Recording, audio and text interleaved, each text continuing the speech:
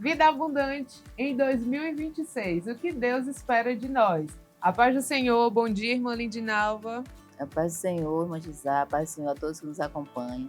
E o programa Vida Abundante é idealizado pela Igreja Evangélica Assembleia de Deus em Timon, que tem como pastor presidente o pastor Evaldo Sá. E hoje nós recebemos o pastor Jonathan Vieira.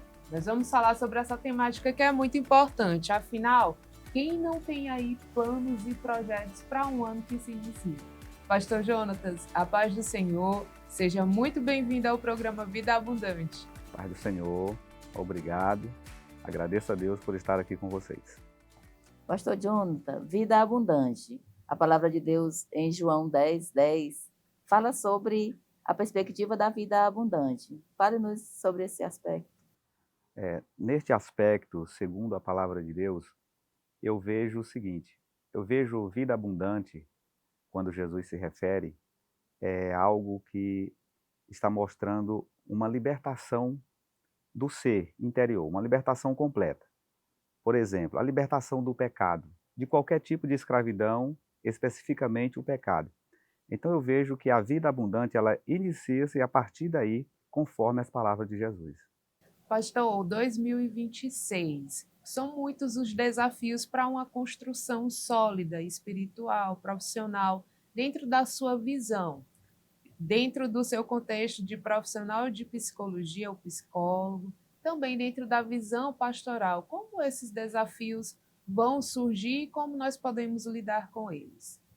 É uma pergunta boa, porém é difícil de se responder. Mas vamos lá.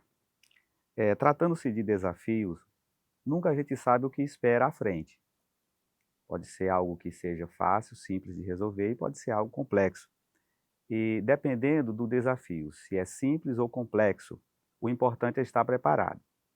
E nesta perspectiva, nós vemos que a preparação ela se dá de modo interno. Se você conseguir manter um equilíbrio, você conseguir manter o seu emocional controlado, fica mais fácil para você superar os desafios que vêm à frente.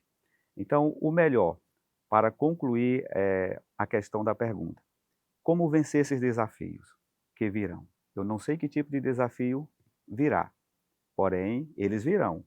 Todos nós somos suscetíveis a isso. Então, eles virão e a gente precisa estar preparado. E como vencer? Vencer eles significa dizer, é eu estar disposto a enfrentá-los. Todo desafio, quando ele vem, a gente precisa estar disposto a enfrentá-lo. Então, vem um 2026 aí, e vem desafios de vários tipos, e o mais importante é eu saber enfrentá-los. Nunca recuar, porque se recuar, aí já surgem outros problemas.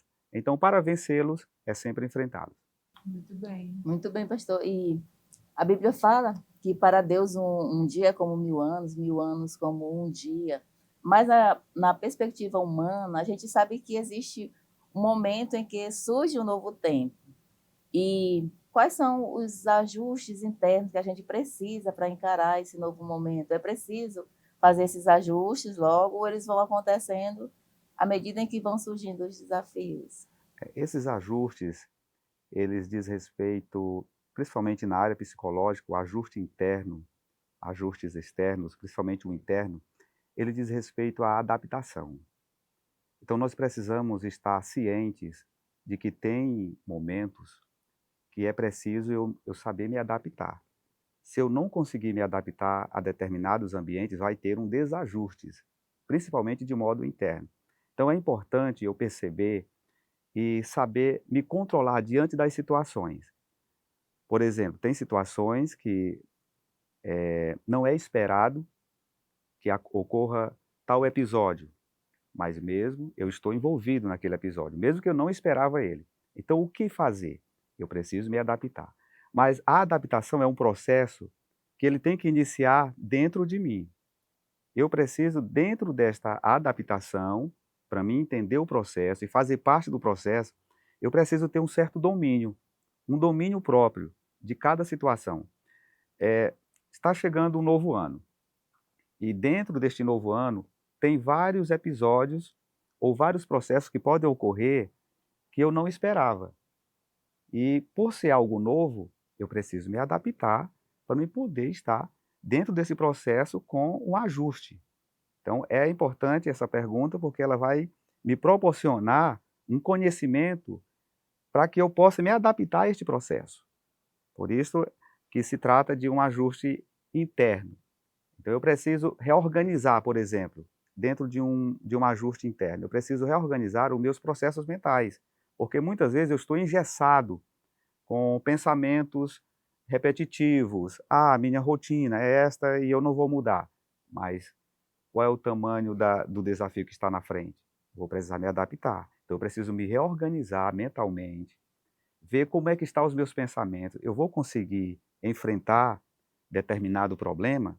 Eu vou conseguir me adaptar, me ajustar com determinada situação?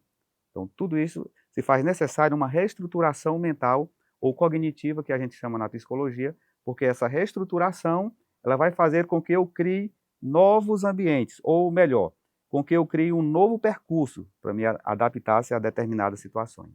Pastor, e aí entra também, se sim, nos oriente o poder da palavra, né? Diante dessas circunstâncias, os ajustes.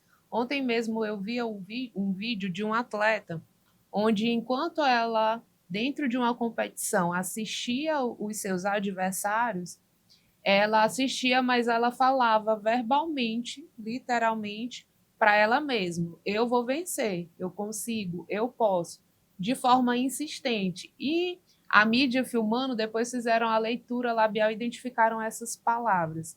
E um neurocientista estava falando sobre o poder da palavra, que a própria palavra de Deus também nos fala sobre isso.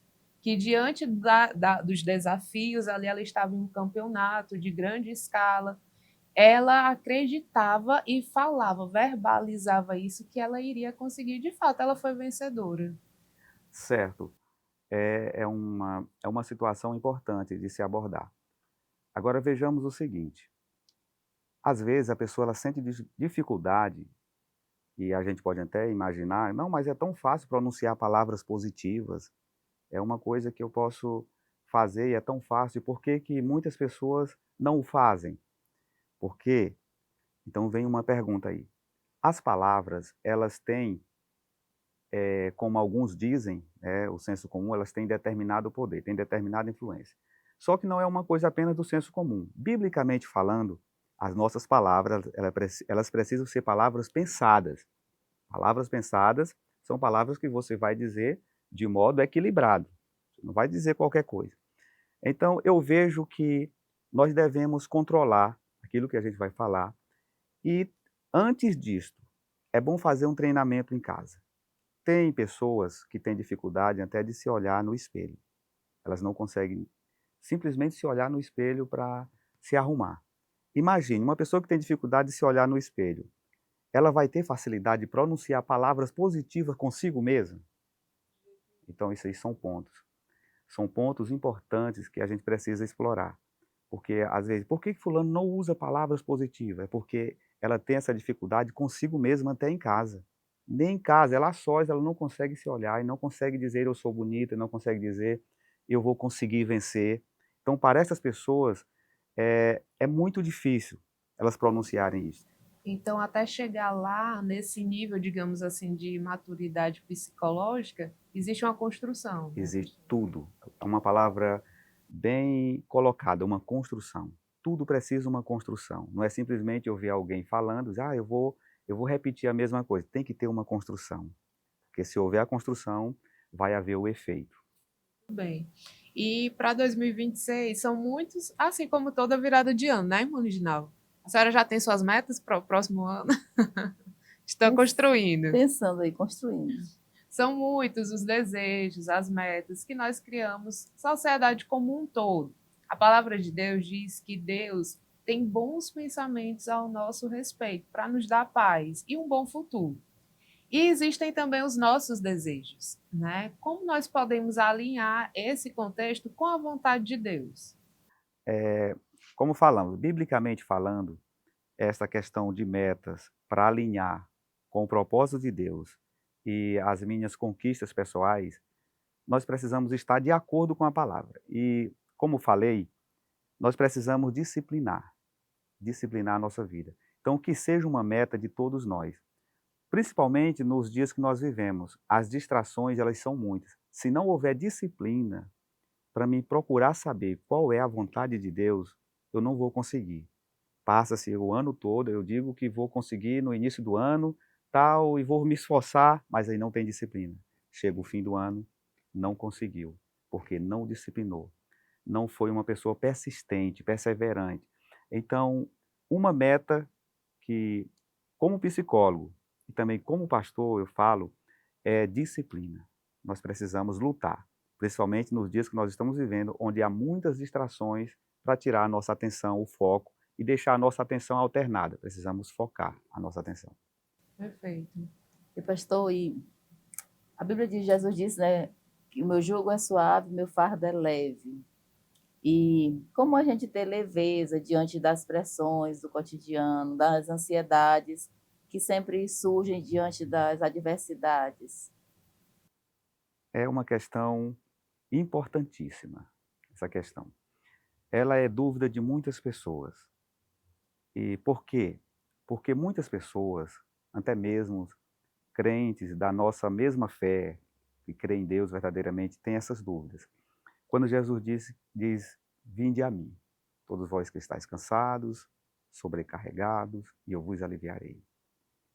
E aí ele promete nos ajudar. Só que tem um porém, Jesus ele não nos isenta da responsabilidade.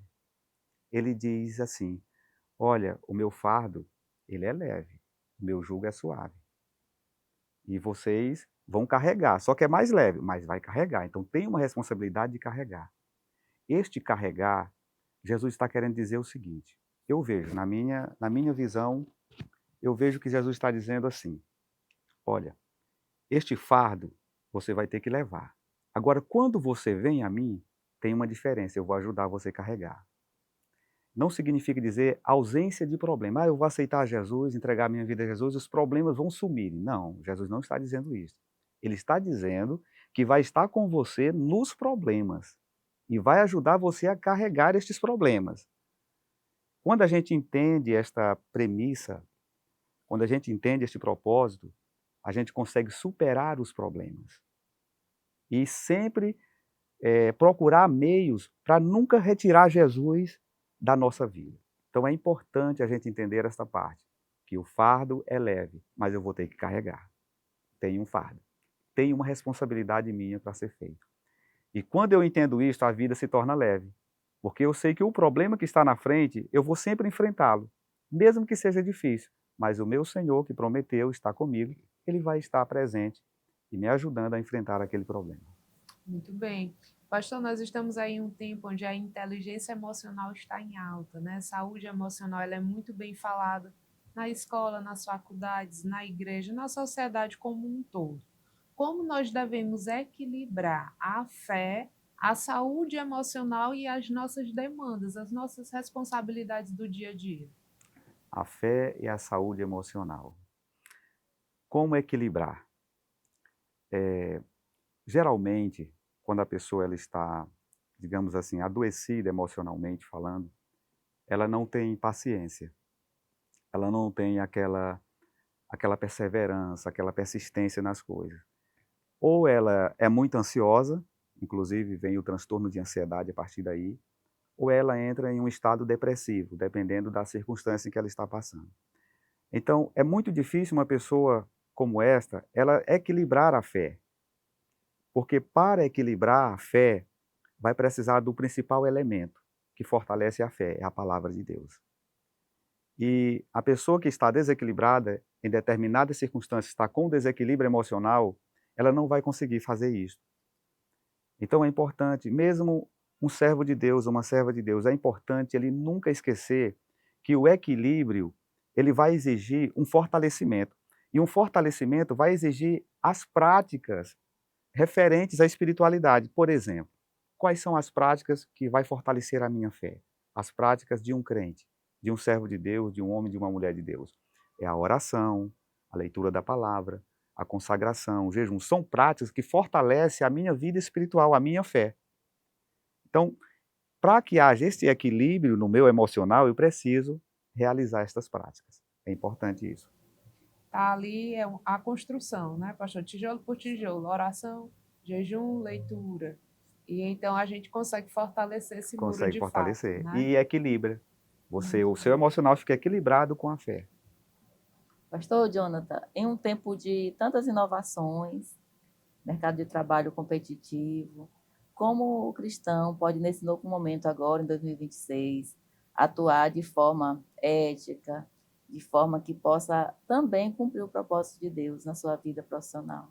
Certo. Uma boa pergunta. Eu diria que um fator principal seria ou será o respeito.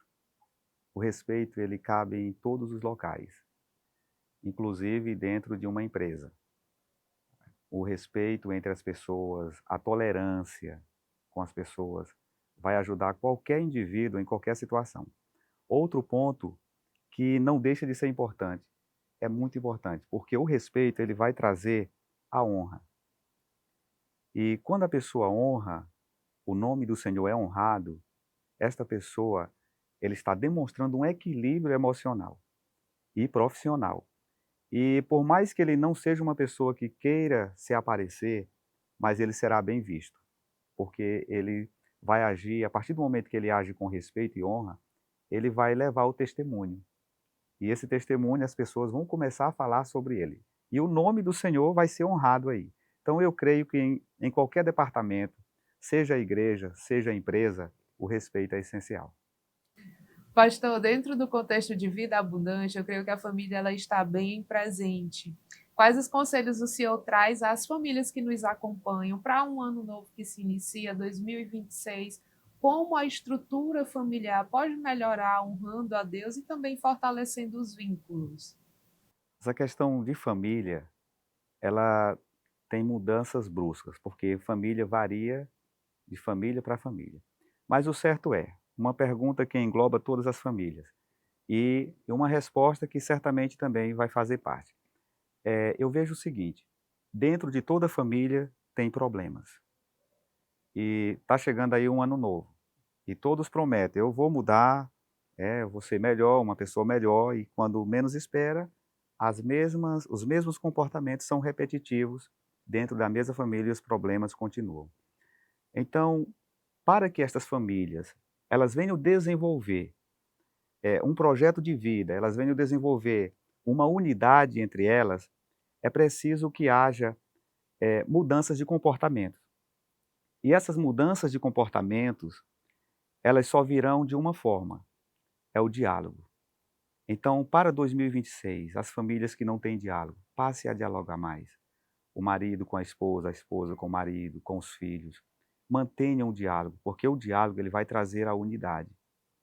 E hoje há uma dificuldade muito grande, extrema, porque o diálogo ele foi substituído pelos aparelhos, pelas mídias. E isto indubitavelmente, é uma coisa que é prejudicial a todo o âmbito da família. Então, o diálogo, se nós queremos melhorar a nossa família, nós precisamos ter diálogo. Deixar o celular de lado um pouquinho, ou a TV, ou alguma coisa. Não, aqui é hora de um diálogo. É a minha recomendação como psicólogo para os dias que nós estamos vivendo, porque o diálogo ele vai servir não só para a parte externa, ali, aquele momento ali, mas ele serve também para a parte interna. Porque no diálogo é onde você descobre quais são os sentimentos um do outro. E aí vai havendo o respeito e, consequentemente, vai trazer uma unidade entre os membros da família. Pastor Jonathan, o tema do nosso programa é Vida Abundante em 2026. O que Deus espera de nós? Deixe uma mensagem para as famílias sobre essa perspectiva do que Deus espera de nós nesse novo momento, o que cada família deve fazer para entrar nesse propósito de Deus. O que Deus espera de nós? Meu Deus, é uma pergunta que exige uma resposta profunda. Mas vamos lá, mesmo que num modo superficial, mas vamos tentar falar. Para todas as famílias, para todos nós. Eu creio o seguinte, eu creio que o que Deus espera de nós é nós guardarmos a sua palavra.